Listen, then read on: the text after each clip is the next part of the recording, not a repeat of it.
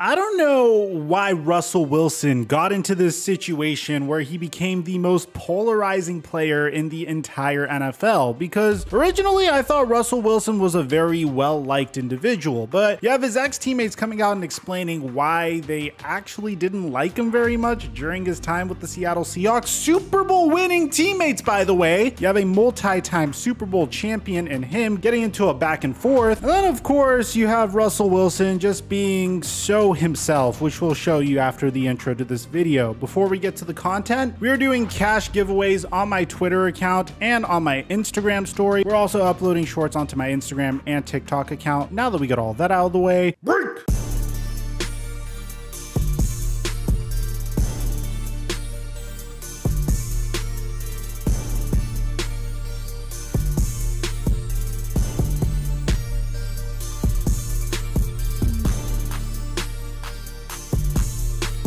I've always had one gigantic dilemma whenever it comes to clothing. Usually I appear on this channel in a comfortable black t-shirt that usually represents my branding. But the issue I've always had is every single time I decide to go shopping for clothes, after wearing it one or two times and washing it, the clothes essentially need to go into the garbage. At the same time, I don't believe in purchasing uncomfortable, overpriced pieces of clothing that would put a gigantic hole in my wallet. I have a problem. I need to find clothes that are comfortable, but at the same time, I need to find clothing that is professional, and that is where Cuts come in. Cuts is a work leisure brand with professional quality fabrics that impress everywhere you go. They're super versatile because you can wear a piece of Cuts clothing to your office, and then after work, if you want to go on a date, you can wear it there too. And at the same time, if you have a night with the boys, you'll be able to wear it there as well. Most importantly, you don't need to wear a shirt with a gigantic logo or piece of branding on it, which I can't stand, because if I'm spending money on a shirt, I don't want to be paying the company to advertise their t-shirt. The only detail they have on their shirt is an X on the side hem. My personal favorite is the Cuts joggers and hoodie that you saw in this video, and right now they're hooking up my subscribers with 15% off when you go to cuts.team/microphone. That's cuts.team/microphone for 15% off, and thank you Cuts for the sponsorship. Mic check 1 2 1 2. What's going on, everybody? So the inspiration for this video was definitely sparked by this remarkable piece of content by Russell Wilson and his brand new sponsor. Check it out.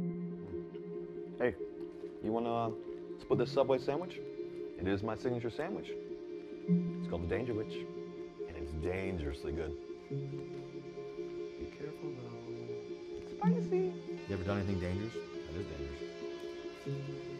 I've done something like that too. Dude, this is the most creepy commercial I've ever seen, but also it is the most Russell Wilson commercial I think I have ever seen in my entire life. I mean, I'm so used to this type of behavior from Russell Wilson that's pretty much part of his brand at this point. It's what makes Russell Wilson so lovable. He has this like dorky, nerdy, cringy sense of humor, and as a result, I guess you could say that this Subway commercial was a gigantic success. But here's the thing, I'm not here to commentate on Russell Wilson's cringy behavior because I honestly am a bit of a fan of it. I find it to be very refreshing in an era where men are trying to flex what they have and try to be tougher than they actually are. It's really cool that Russell Wilson was able to carve out a niche for himself outside of football just by being himself, which is a fairly dorky and nerdy guy, but hey, he's still lovable. The thing that's interesting about all this is Russell Wilson might not be so lovable after all. So if you guys remember, the very first week of this year's NFL season featured Russell Wilson returning to the Seattle Seahawks as a member of the Denver Broncos. And following an improbable upset from the Seattle Seahawks, which at the time none of us were expecting, but now when you're kind of looking at it a few weeks down the line, it sort of makes sense. You had Richard Sherman and Doug Baldwin absolutely roasting Russell Wilson. Richard Sherman saying, "So goal to go situations are tough," which is alluding to how much trouble the Denver Broncos had in the red zone. And then Richard Sherman posted this GIF the moment the Seattle Seahawks beat the Denver Broncos, and Doug Baldwin posted this GIF as well. And at the time, I didn't really think much of it, but Richard Sherman, man, I'm really excited about him becoming an analyst because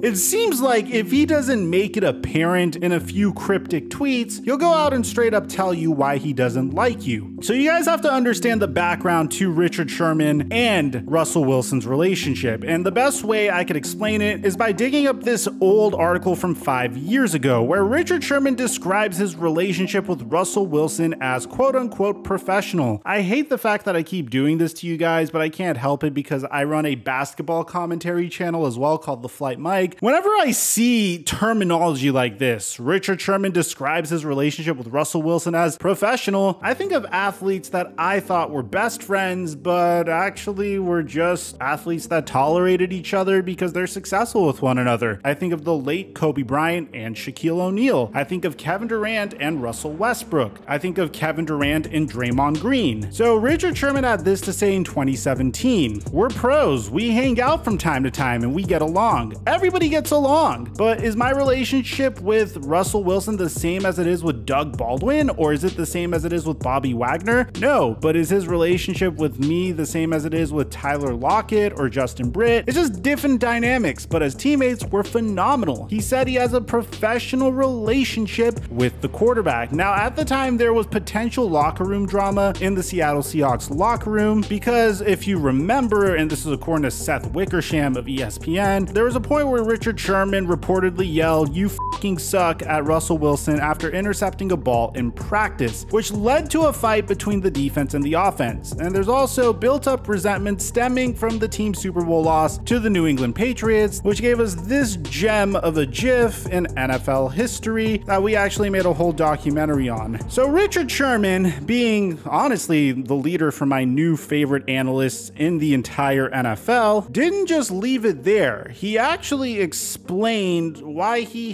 has resentment towards Russell Wilson, which kind of explains the animosity during practice and Richard Sherman trash talking the offense. And on top of that, Richard Sherman taking a dig at him after the Seahawks beat Russell Wilson and the Denver Broncos. So this isn't the only dispute we have for you guys, man. I have another one for you later in this video that's a little bit more lighthearted, but still funny nevertheless. So Richard Sherman actually explained why he has some pent-up resentment towards Russell Wilson in this podcast. He was not held to the same accountability as the rest of us. You bashing the defense. I need you to at least mention his name in the team meeting room. But there wasn't enough years difference for the accountability thing to be like that. Well, he was young. It's like, well, he was a year younger than us. Like, he ain't that young. When you got 52 guys being held to a certain standard, you got one guy not being held to the standard, then it's going to cause some friction. After a while, it had to get to the point where he chose Russ or the defense. And after the Super Bowl loss, he kind of made it pretty clear who he was choosing. And then you hear the truth from Pete for the first time, you know, after the game. Coach Carroll is funny. He is funny. He is funny. You went 10 years keeping everything tight in the locker room. Let's keep it tight.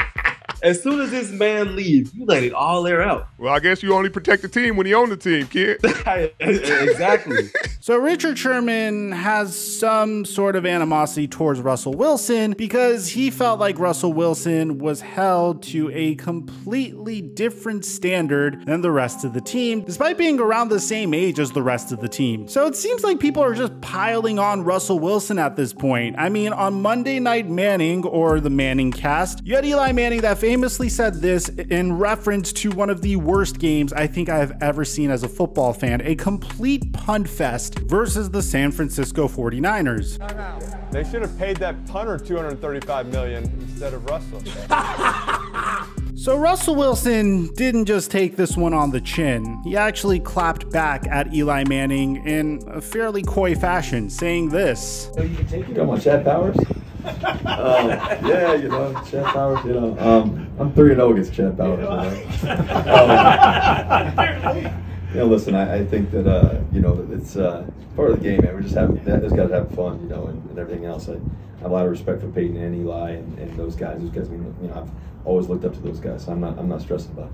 Look, I could understand why people are roasting the living hell out of Russell Wilson because this man was able to finesse a gigantic $235 million contract extension until his age 40 season with the Denver Broncos. Now look, at the same time, I don't want to say just a few weeks into the regular season that Russell Wilson is a bust on the Denver Broncos, because truth be told, the Broncos are 2-1 and their victory against the San Francisco 49ers was a very key victory at the same time. time. But there is definitely cause for concern when you're a few weeks into the regular season. And bear in mind, Russ was healthy during the offseason. He was spending a lot of time with teammates. And the fact that the team's offense is this anemic, which was supposed to be the team's backbone for the most part. I mean, I drafted Russell Wilson and Courtland Sutton thinking they were going to be such a prolific combo in fantasy, and they essentially tanked my season. So obviously, as a result of this, a lot of people are poking fun at Russell Wilson and the Denver Broncos. So at the same time, I still am a huge believer in just giving them time to figure it out and really reserving my judgment at least until November of this season, where teams have kind of carved out an identity for themselves. Because at the same time, if you remember, during this time last year was when the Urban Meyer fiasco happened, and we kind of gave him some rope at the time, even though it's not something that a head coach should do. We all said, hey, it's a rookie quarterback and a rookie head coach. Maybe they'll figure it out. In this case, you have a rookie head coach with a Super Bowl winning quarterback. Maybe they'll figure it out. It's really unfair for me to go ahead and judge the Denver Broncos until way later on in the season. But hell, that doesn't mean we can't poke fun at them. Let me know in the comment section down below if you think Russell Wilson deserves all this, if you're on his side, or if you're taking Richard Sherman and Eli Manning's side. Aside from that, I'm your boy Mike. I'm dropping our mic until our next upload.